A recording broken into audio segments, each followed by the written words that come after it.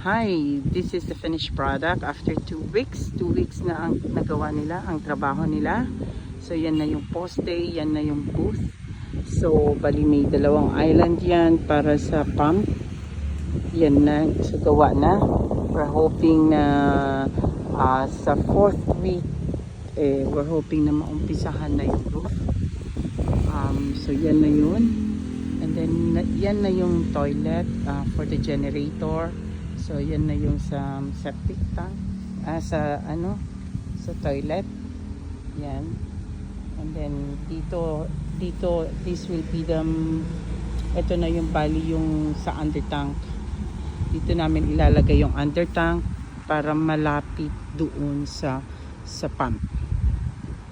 So and then hopefully matanggal na lahat yan, hopefully na ma-clear out na.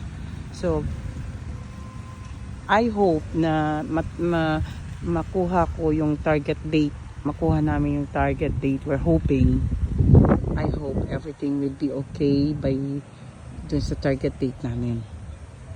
So yun.